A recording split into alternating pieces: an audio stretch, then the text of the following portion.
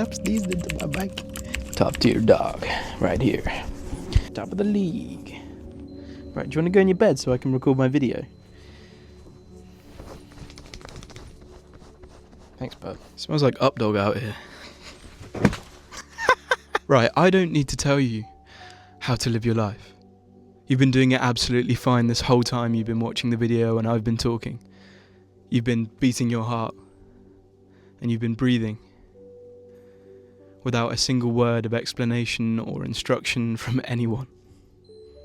You're fine. But yeah, I don't think anyone could explain to you how to beat your own heart or how to open and close your own fist. A biologist could give a good go at explaining how it happens, but not how you do it. You know. You know just the way a plant knows how to grow from a seed to leaves and stem and beautiful flowers. But if I say, hey, plant, don't forget to flower, or better yet, if I say, hey, don't forget to breathe, you suddenly become aware of your breathing. And it becomes uncomfortable and harder to do. Because the moment you seek control over something, it becomes altogether uncomfortable and you lose the ability to truly notice and enjoy it. As the old English proverb goes, you can't pull yourself up by your own bootstraps. Self-improvement. I thought yourself was the one that needed improving, not the one doing the improvement. If you need improvement, how can you improve yourself? It doesn't make any sense. It's laughable. Trying to gain control over your own life is like strapping a plastic steering wheel to the dashboard of a car that's already being driven. The decisions were never yours to make, buddy.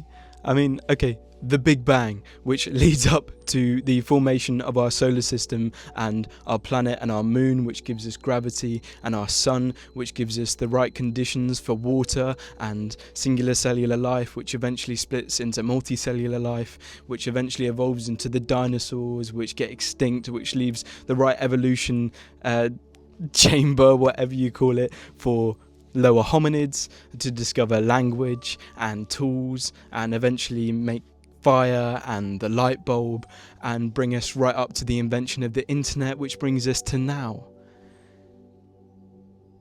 And you might say, well, I don't know, I think I've got a pretty good handle on life, you know, I've got a girlfriend and a BMW and a good job, and how egotistical to command this force which has brought us up to this present moment and say, you're going to give me a job and you're going to give me the right brand of car. It's just silly. It's not how it works. The universe knows exactly where it's going.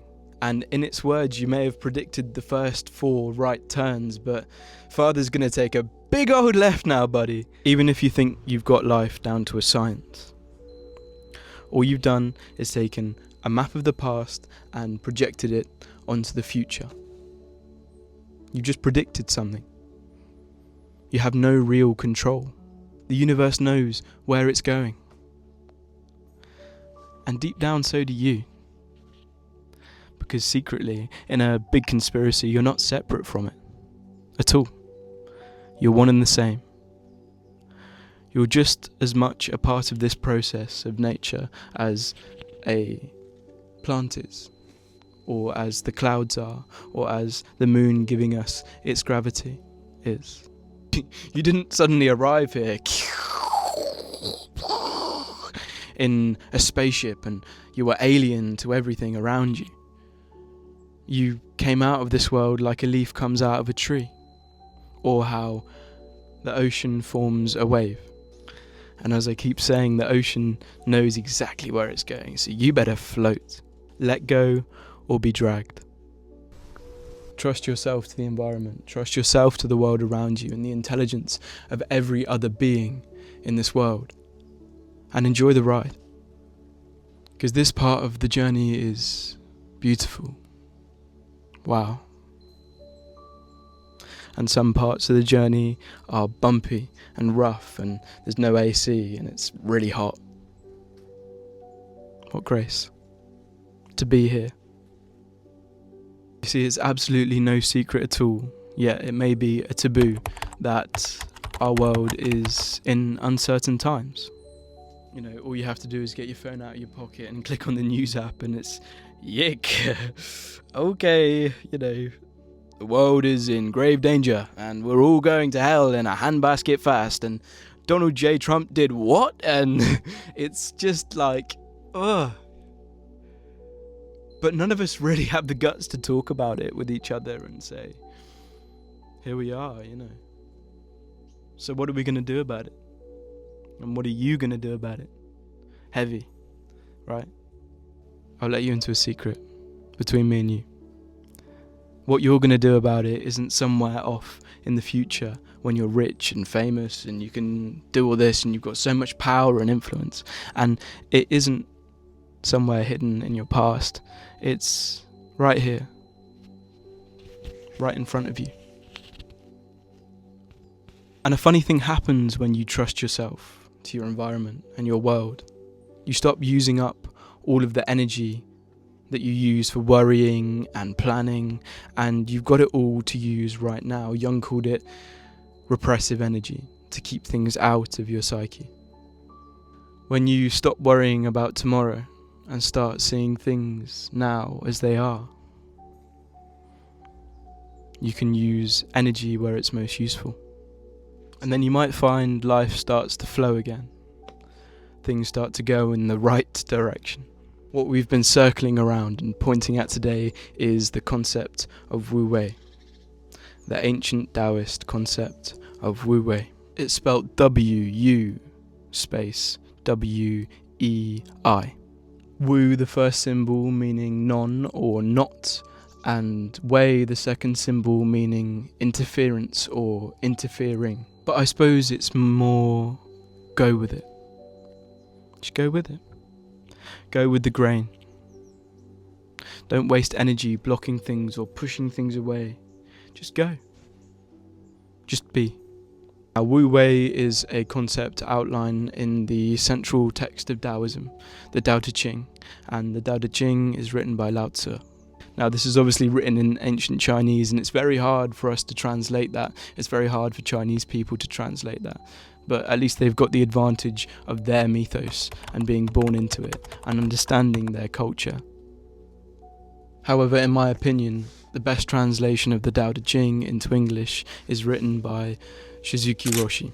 You see, one day Shizuki Roshi was sitting somewhere in a Zen temple, and a monk or student approached him and said, "Look, Shizuki, we only get one meal a day here, and I've got this terrible hunger, and I can't help myself. I can't stop myself from bringing snacks in and eating when I'm not supposed to, and I know it's terrible, and it's heavy, because, the master says, and it's just, it's really hard." And he lays this all out on Shizuki. And Shizuki listens, and Shizuki listens, and Shizuki listens and nods, and once he's totally finished, Shizuki leans in close to him and conspiratorially passes something under the table and says, "Have some jelly beans."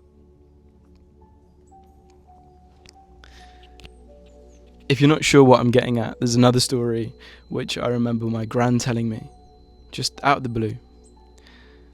My granddad, or one of his brothers, I can't remember which, used to work at a Cadbury's factory. Now, when he was working at this factory, he'd obviously be working all day with chocolate. Wow, what a temptation, right? And it turned out that the company was making a lot in losses because people would steal stuff and take it home and eat the chocolate, or eat the chocolate on the job. And I mean, why wouldn't you? And there was no such thing as CCTV in these days.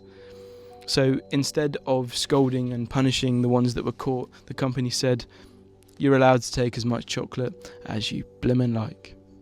And for the first 3 months, a lot of chocolate went. But after about 6 months, everyone and their families and their friends' was just sick of Cadbury's chocolate. So none went missing anymore. Maybe the odd bit or the odd off-cut. But this is what Shizuki Roshi is doing to the student. He's letting things go their way and take their natural path instead of forcing them away.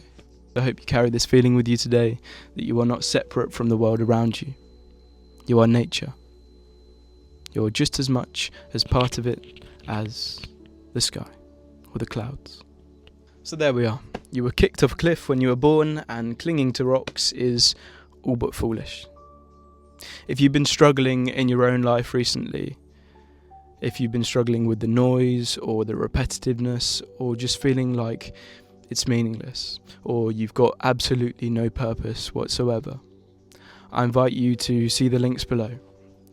I've got a coaching call where I go through with you the philosophy of IKAGAI and help you develop your life's purpose. Absolutely no pressure at all, just an open door. And if nothing else, thank you for all being here today. I'm glad we could share this space together, and I'm glad we could share these teachings. Stay awake, stay free, stay sovereign.